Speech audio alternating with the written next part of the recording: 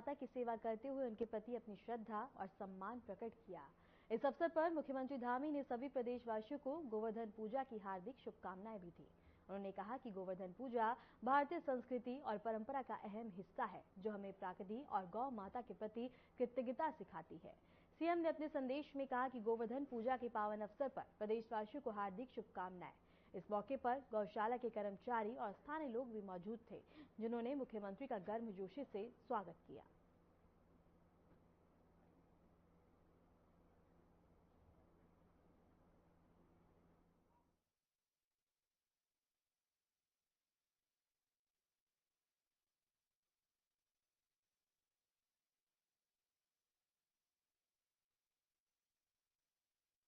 CM Pushkar Singh Dhami ने गौ सेवा की, जहां उन्होंने लोगों को बता दें कि गौ सेवा का संदेश दिया। गोवर्धन पर्व पर बता दें कि सीएम धामी ने प्रदेशवासियों को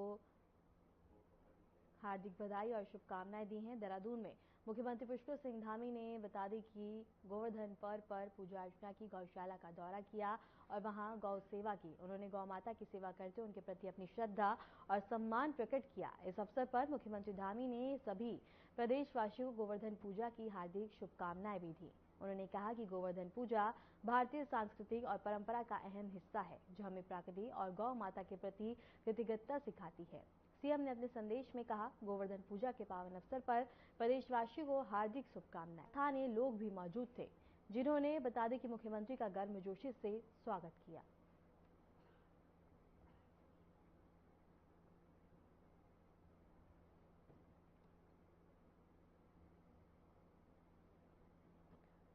उत्तराखंड के मुख्यमंत्री पुष्कर सिंह धामी ने केंद्रीय गृह एवं सहकारिता मंत्री अमित शाह को उनकी जन्मदिन के अवसर पर एक्स हैंडल के माध्यम से शुभकामनाएं दी। अपने संदेश में मुख्यमंत्री धामी ने अमित शाह को कौशल राजनेता और करोड़ों कार्यकर्ताओं का प्रेरणा स्रोत बताया। मुख्यमंत्री धामी ने अपने आधिकारिक एक्स हैंडल पर लिखा कि माननीय केंद्रीय गृह एवं सहकारिता मंत्री श्री अमित शाह जी को जन्मदिन की हार्दिक शुभकामनाएं। आप एक कुशल प्रशासक, राष्ट्रवाद के प्रबल सहायक और करोड़ों कार्यकर्ताओं के प्रेरणा स्रोत हैं। बाबा केदार से आपके स्वस्थ, दीर्घायु एवं मंगल कामना की करता हूं। और इसके साथ ही बता दें कि केंद्रीय गृह मंत्री अमित शाह का आज जन्मदिन है। और इसके साथ ही उत्तराखंड के मुख्यमंत्री पुष्कर सिंह धामी ने सोशल मीडिया प्लेटफॉर्म एक्स पर पोस्ट साझा कर उनको शुभकामनाएं दी हैं और उनकी मंगल कामना भी की है। और इसके साथ ही बता दें कि उनके दीर्घायु स्वास्थ्य को लेकर भी कामना की है, जहां उन्होंने उनके योगदान को भी सराहा और कहा कि आप एक प्रेरणा स्रोत हैं सबके लिए। देहरादून में मुख्यमंत्री पुष्कर सिंह धामी ने प्रदेश के सभी जिलाधिकारियों को आपदा प्रभावित इलाकों में निर्माण कार्यों को शीघ्र पूरा करने के निर्देश दिए। उन्होंने कहा कि सड़क निर्माण और मरम्मत के कामों को प्राथमिकता दी जाए, ताकि प्रभावित इलाकों की यातायात व्यवस्था जल्द से जल्द बहाल हो सके। सीएम धामी ने स्पष्ट किया कि सड़क सबसे पहले ठीक की जाए, ताकि नागरिकों को कोई असुविधा न हो। निर्माण कार्य की गुणवत्ता और समय सीमा का भी विशेष ध्यान रखा जाए। उन्होंने जिलाधिकारी को निर्देश दिए कि वे नियमित तौर पर निर्माण कार्यों की समीक्षा करें और कहा कि किसी भी तरह की लापरवाही बर्दाश्त नहीं की जाएगी।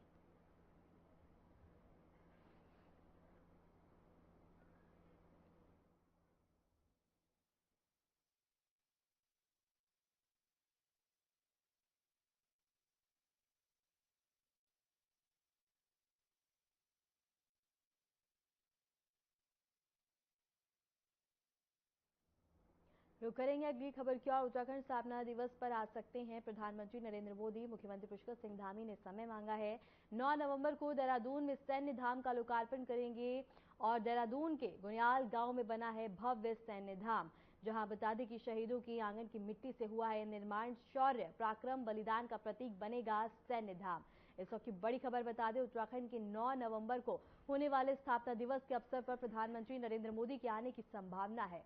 मुख्यमंत्री पुष्कर सिंह धामी ने प्रधानमंत्री से इस अवसर पर राज्य में आने का समय मांगा है। स्थापना दिवस के दिन देहरादून के गुनियाल गांव में बने भव्य सैन्य धाम का लोकार्पण भी होना है। यह सैन्य धाम देश के शहीदों की आंगन की मिट्टी से निर्मित हुआ है और इसे शौर्य, पराक्रम और बलिदान का प्रतीक माना जा रहा है। इसका उद्देश्य युवाओं में देशभक्ति की भावना को जागृत करना और शहीदों के बलिदान को सम्मान देना है।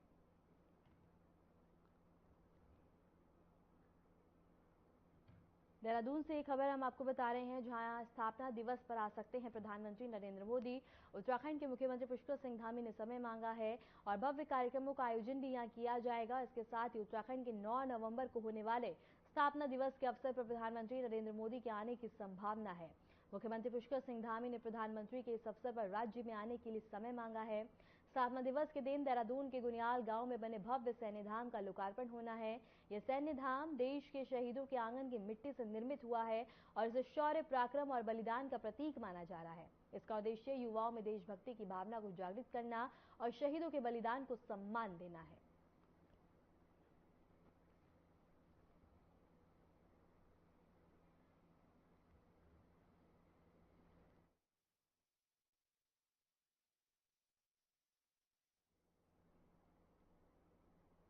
इसी खबर पर रुक करेंगे हमारे संवाददाता आशीष डोवाल का। आशीष, क्या कुछ जानकारी है? जी बच्चा, जो 9 नवंबर है राज्य स्थापना दिवस, वो कहीं ना कहीं रजत जयंती वर्ष के रूप में उत्तराखंड में इस बार मनाया जा रहा है। तो इस अवसर पर जो सैन्य धाम है देहरादून के गुनियाल गांव में, उसका उद्घाटन कहीं ना कहीं होना है। तो इसके लिए राज्य के जो मुख्यमंत्री हैं पुष्कर सिंह धामी, उन्होंने प्रधानमंत्री मोदी को जो है न्योता दिया है कि वो देहरादून आए, और संभावना जताई जा रही है कि 9 नवंबर को जो पीएम मोदी है वो देहरादून पहुंचेंगे और बुनियाल गांव में जो सैन्य धाम का उद्घाटन है वो अपने कर कमलों से करेंगे। ये सैन्य धाम लंबे समय से इसके निर्माण को लेकर जो है जगह जगह से जो शहीदों की आंगन की मिट्टी है वो यहाँ पर लाई गई है। करीब 1734 जो शहीद हैं देश भर के लिए हुए हैं उत्तराखंड के, उनके शहीदों के आंगन की मिट्टी से जो है ये सैन्य धाम बनाया जा रहा है। और ये कहीं ना कहीं एक भव्य निर्माण हो चुका है गुनियाल गांव देहरादून में, और इसका उद्घाटन होना है। तो संभावना यही जताई जा रही है कि पीएम मोदी 9 नवंबर को देहरादून पहुंचेंगे और सैन्य धाम का जो है लोकार्पण करेंगे और देशवासियों को इसे समर्पित करेंगे। जी बात करें तैयारियों की, तो अभी किस तरह की तैयारियां देखने को मिल रही है? कौन कौन से कार्यक्रमों का आयोजन किया जाएगा? क्या क्या महत्व होगा कार्यक्रम में? और प्रधानमंत्री मोदी के आने की भी संभावनाएं आ सकते हैं, इसको लेकर क्या कुछ जानकारी है? बिल्कुल, अभी तक पीएम मोदी को जो प्रदेश के मुखिया हैं उन्होंने न्योता दिया है, और संभावना, हालांकि अभी कोई ऐसा कार्यक्रम जारी नहीं हुआ है, लेकिन अभी उसमें समय है, क्योंकि 9 नवंबर को ये कार्यक्रम होना है। तो जो प्रधानमंत्री कार्यालय है वहाँ से जो है बाकायदा कार्यक्रम जारी होगा, और इसकी पुष्टि जब तक नहीं हुई तब तक तो कहीं ना कुछ संभव नहीं है। लेकिन करीब करीब ये माना जा रहा है कि पीएम मोदी देहरादून पहुंचेंगे और 9 नवंबर को जो सैन्य धाम है गुनियाल गांव में बनाया गया है उसका उद्घाटन करेंगे। जी बात करें सुरक्षा की, तो स्थापना दिवस के अवसर पर कोई कार्यक्रम का आयोजन किया जाएगा, पीएम मोदी का आगमन भी हो सकता है। क्या क्या इंतजाम किए जाएंगे सुरक्षा के मद्देनजर? कौन कौन से रूट्स को डाइवर्ट किया जाएगा? बिल्कुल, अभी उसका डाइवर्ट प्लान बाकायदा जारी होगा। पूरे तमाम जो सुरक्षा की व्यवस्थाएं हैं, चाहे हवाई मार्ग से जब पीएम मोदी जौलीग्रांट पहुंचेंगे, उसके बाद सड़क मार्ग द्वारा जो गुनियाल गांव है वहां पर जाएंगे, उसका बाकायदा रोड जो प्लान है वो ट्रैफिक प्लान जारी किया जाएगा।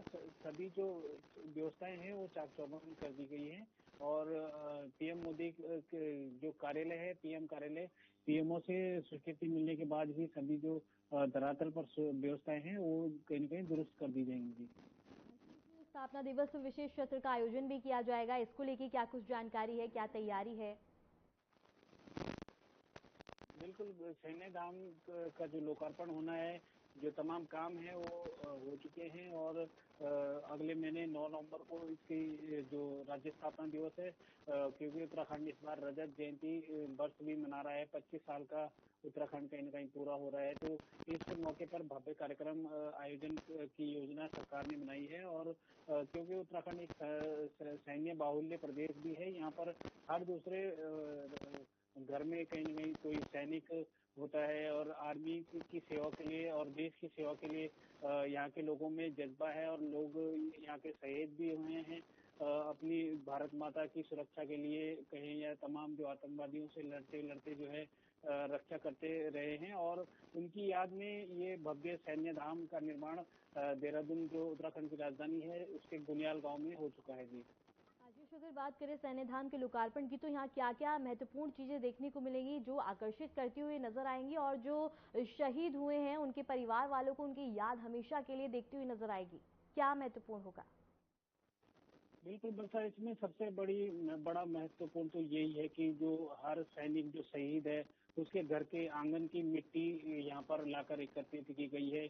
प्रदेश के 1734 ऐसे शहीदों की मिट्टी, हर शहीद के घर के आंगन की मिट्टी उठाकर यहाँ पर लाई गई है। इसके अलावा सभी जो वीर सैनिक हैं उसका पूरा परिचय होगा। तमाम जो किस समय उन्होंने शहादत दी है, उन तमाम जो सैनिकों से जुड़े हुए दस्तावेज हैं वो भी यहाँ पर कहीं न कहीं संजो कर रखे गए हैं। और उनकी याद में एक भव्य सैन्य धाम, जिसे कहीं न कहीं उत्तराखंड का 5वां धाम भी बनाने की बात कही जा रही है। तो प्रदेश की अब देखना होगा सरकार क्या फैसला लेती है। कहीं न कहीं शहीदों के लिए ये बहुत बड़ा जो है फैसला, और ये धाम कहीं न कहीं बन चुका है। अगर बात करें स्थापना दिवस की, तो स्थापना दिवस को लेकर अगर स्थानीय लोगों की बात करें तो उनमें किस तरह का माहौल देखने को मिलेगा, किस तरह की ऊर्जा देखने को मिलेगी? नहीं, स्थापना दिवस भी है तो पूरे प्रदेश में तमाम अन्य कार्यक्रम भी होंगे। और जो रजत जयंती जो वर्ष इस साल मनाने जा रहा है उत्तराखंड, पूरे 25 साल का हो चुका है। इसके लिए बाकायदा 2 दिन का सत्र भी पहले आयोजित किया जा रहा है। 3 और 4 नवंबर को जो सत्र है, विशेष सत्र आयोजित किया जाएगा। और कहीं न कहीं रजत जयंती वर्ष के मौके पर अभी तक उत्तराखंड ने क्या पाया है, क्या खोया है और क्या होना चाहिए, उसको लेकर भी तमाम जो है चर्चा इस सत्र के दौरान हो सकती है। ठीक है आशीष, आपका फिर से रुख किया जाएगा। देहरादून से बड़ी खबर है, जहां गंगोत्री धाम के कपाट बंद हो गए हैं। शीतकाल के लिए ये बंद हुए हैं मंदिर के कपाट, और कल यमुनोत्री और केदारनाथ धाम के भी कपाट बंद हो जाएंगे। चारधाम यात्रा औपचारिक रूप से समाप्त होती हुई नजर आ रही है। करीब 50 लाख श्रद्धालुओं के देव दर्शन और शीतकाल में मुखवा खरसाली में अब दर्शन किए जाएंगे। चार धाम यात्रा अब समापन की ओर है। आज बता दें कि 11:30 बजे गंगोत्री में मां गंगा मंदिर के कपाट शीतकालीन के लिए बंद कर दिए गए। कपाट बंद होने पर धाम मां गंगा के जयकारों से गूंज उठा। मां गंगा के स्वागत के लिए मुखबा भी तैयार है और मंदिर को भव्य रूप से सजा दिया गया है। कपाट बंद होने के बाद अब यहीं मां गंगा के दर्शन होंगे। तो वहीं भैया दूज पर 23 अक्टूबर को यमुनोत्री में मां यमुना मंदिर के कपाट भी 12:30 बजे शीतकाल के लिए बंद किए जाएंगे। इसके बाद मां यमुना के उत्सव मूर्ति के दर्शन खरसाली गांव में होंगे और इसके साथ ही कल केदारनाथ धाम के कपाट भी बंद कर दिए जाएंगे। इन कपाट बंद होने के साथ ही इस वर्ष की चारधाम यात्रा औपचारिक रूप से समाप्त हो जाएगी। सरकार के अनुसार इस बार यात्रा में करीब 50 लाख श्रद्धालुओं ने चारों धामों में देव दर्शन किए, जो अब तक के सर्वाधिक आंकड़ों में से एक है। अब शीतकाल में गंगोत्री धाम के पूजन मुखवा गांव और यमुनोत्री धाम के पूजन खरसाली गांव में संपन्न होंगे।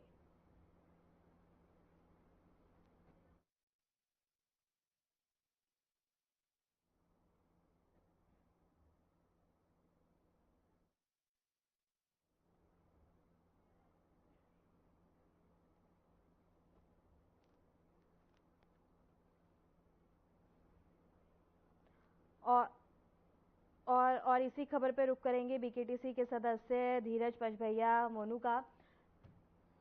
आपका बहुत बहुत स्वागत है। चार धाम यात्रा के कपाट अब अपने समापन की ओर है और चारों धामों के कपाट बंद हो गए हैं। अब खरसाली गांव में भी अब पूजा अर्चना और मुखवा गांव में पूजा अर्चना की जाएगी। किस तरह से, क्योंकि एक आस्था का अद्भुत नजारा होता है यहाँ पे, श्रद्धालुओं की भाव देखने को मिलता है। अब ये समापन की ओर है, अब वहां दर्शन पूजन किए जाएंगे। किस तरह का माहौल अब देखने को मिलेगा? जय बद्री विशाल, जय गंगा मैया। आज गंगोत्री भगवान के कपाट बंद हो रहे हैं और अब वो मुखवा में उनकी पूजा होगी 6 महीने बाद, जब कपाट बंद हो जाएंगे। जो मायका है माँ गंगा का, और मुखवा से कल उनके भाई की डोली गंगोत्री गई है और आज वो कपाट बंद के बाद अपनी बहन को लेके मुखवा गांव में पहुंचेंगे। कल गंगोत्री के कपाट बंद होंगे और कल केदार बाबा के भी कपाट बंद हो, यमुनोत्री के कल कपाट बंद होंगे और केदार बाबा के भी कल कपाट बंद हो रहे हैं। और 25 नवंबर को 1 महीना और है अभी, जब भगवान बद्री विशाल जी के कपाट बंद होंगे। धीरज जी, इस दौरान क्योंकि काफी ज्यादा श्रद्धालुओं ने दर्शन किए, पूजा अर्चना की है, एक अद्भुत ही नजारा देखने को मिलता है चारों ही धामों पे। और अगर बात करें स्थानीय व्यापार की, तो उस पे क्या कुछ असर इससे पड़ता हुआ नजर आता है? नहीं, स्थानीय व्यापार पे फर्क तो क्या है कि 6 महीने कपाट खुलते हैं चारों धामों के।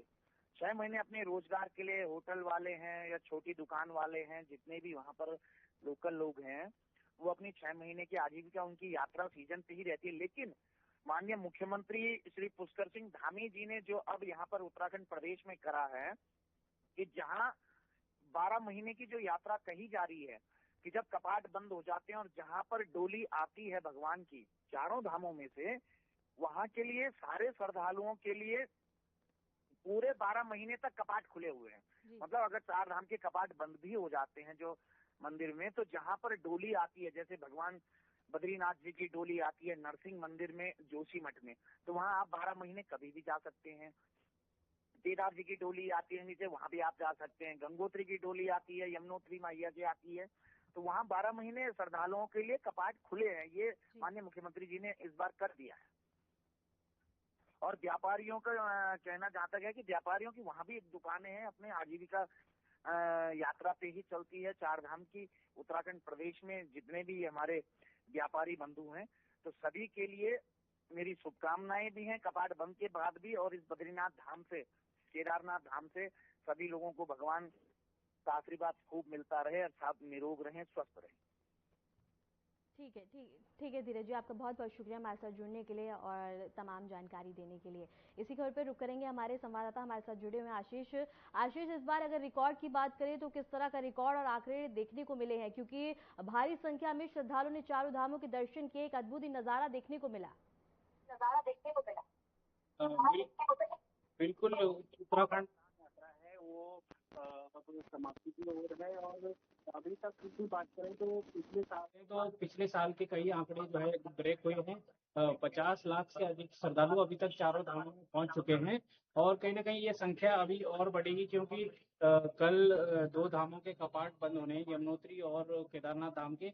उसके बाद अगले माह जो है 1 माह का समय पूरा है बद्रीनाथ धाम के कपाट बंद होने में। तो कहीं ना कहीं तमाम जो अवरुद्ध इस बार आए हैं, आपदाएं आई, कहीं ना कहीं जो दोनों धाम थे गंगोत्री और यमुनोत्री, वहां पर सबसे ज्यादा तबाही का मंजर देखने को मिला। फिर भी जो कई दिनों तक यात्रा बंद रहने के बाद भी जो श्रद्धालुओं का जो आस्था है वो कहीं ना कहीं और ज्यादा जो है प्रगाढ़ हुई है। और लोगों का जो उत्तराखंड के 4 धाम के प्रति प्यार था वो और ज्यादा कहीं ना कहीं बढ़ा है। और श्रद्धालु लगातार यहाँ पहुंच रहे हैं और अगले महीने सामने साफ साफ हो जाएगा कि कितने लाख श्रद्धालुओं ने दर्शन किए हैं। अभी तक 50 लाख से अधिक श्रद्धालु चारों धामों में पहुंच चुके हैं। जी आशीष, अगर बात करें तो आप मुखवा और खरसाली में दर्शन किए जाएंगे, पूजा अर्चना की जाएगी गांव में, तो वहां किस तरह का माहौल देखने को मिलेगा, किस तरह की सजावट की गई है?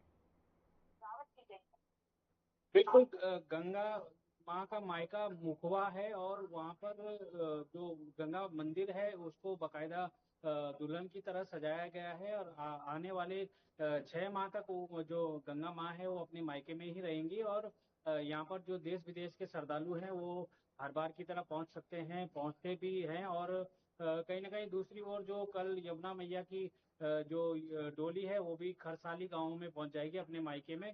वहाँ पर जो तीर्थ यात्री हैं वो देश विदेश से आकर दर्शन कर सकते हैं। और वहाँ के लोगों में कहीं ना कहीं उत्साह रहता है जब कपाट बंद होने के बाद दोनों ही जो यमुना मैया की डोली हो चाहे गंगा मैया की डोली हो, दोनों ही गांव में जो इन्हें ध्यानियां मानी जाती है, अपनी बेटियां जो है दोनों गंगा और यमुना माँ को इस गांव के लोग मानते हैं। तो जो जब ये डोलियां वहां पहुंचेंगी, आज गंगा मैया की कहीं ना कहीं डोली पहुंच जाएगी और कल यमुना मैया की डोली खरसाली पहुंच जाएगी, तो लोगों में उत्साह है और एक प्यार है। और वो अपनी जो बेटी बहन को कहें या जो ध्यान कहें, तो उसका स्वागत भव्य तरीके से जो है कर रहे हैं। जी आशीष, अगर बात करें तो चारों धाम अपने समापन की ओर है। अगर स्थानीय व्यापार की बात करें तो क्या अब चारों धाम बंद होने के बाद स्थानीय लोगों के व्यापार पे कोई असर पड़ेगा? बिल्कुल बिल्कुल इस वर्षा व्यापार में भी असर पड़ता है, लेकिन जो शीतकालीन यात्रा है उत्तराखंड की वो लगातार चलती रहती है। और हालांकि जिस हिसाब से ग्रीष्मकालीन जो मुख्य 4 धाम यात्रा है तो उससे थोड़ा बहुत फर्क तो पड़ना लाजमी है, क्योंकि कई लोग जो डंडी कंडी वाले हैं, टैक्सी वाले हैं, चाहे छोटी मोटी दुकान लगाने वाले हैं, यमुनोत्री और केदारनाथ धाम में पैदल मार्ग पर जो अपना व्यवसाय करते हैं, उनको कहीं ना कहीं जो है फर्क पड़ना लाजमी है। और फिर भी जो है सरकार की तरफ से बढ़ावा दिया जाता है। शीतकालीन चार धाम यात्रा को लेकर भी तमाम आयोजन किए जाते हैं। पिछले साल आपने देखा होगा कि पीएम मोदी खुद गंगा माँ के मायके मुखबा में आए थे और उन्होंने ये शीतकालीन यात्रा को बढ़ावा देने के लिए और देश विदेश से लोगों को जो है इस जो संस्कृति हो चाहे पर्यटन कहें या फिर जो एक उन्होंने एक स्लोगन भी दिया था कि घाम तापो, जो है यहाँ पर आके लोग अच्छी धूप सेक सकते हैं, ले सकते हैं सर्दियों में, तो पहाड़ों में आए सभी लोग जो है अपना स्वस्थ जो वातावरण यहाँ का रहता है, क्योंकि अधिकतर जो मैदानी क्षेत्र है वहाँ पर लोगों को धूप भी नसीब सर्दियों में नहीं होती है। तो पहाड़ी क्षेत्रों में बिल्कुल शुद्ध वातावरण होता है, तो लोगों को यहाँ आने के लिए कहीं ना कहीं उन्होंने न्योता दिया था और इसका असर भी पड़ रहा है। और जो ग्रीष्मकालीन यात्रा के साथ साथ शीतकालीन यात्रा में लोग जो है अपना जो रोजगार है स्वरोजगार कहें चाहे तमाम जो व्यवसाय करते हैं वो भी इस दौरान जो है चलते रहेंगे। जी ठीक है आशीष, आपका बहुत बहुत शुक्रिया हमारे साथ जुड़ने के लिए, तमाम जानकारी साझा करने के लिए। रुद्रप्रयाग में मुख्य सचिव आनंद वर्धन ने केदारनाथ धाम का हाल ही में दौरा किया और वहां चल रहे पुनर्निर्माण तथा विकास कार्यों की समीक्षा की।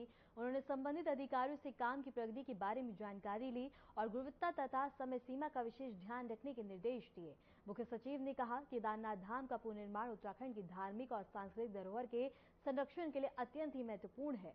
उन्होंने इस पवित्र स्थल के विकास को प्राथमिकता देने की आवश्यकता पर जोर दिया।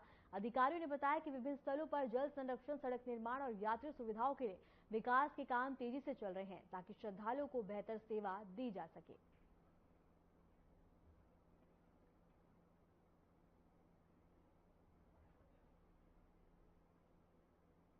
फिलहाल के लिए उत्तराखंड की खबरों में इतना ही। नमस्कार।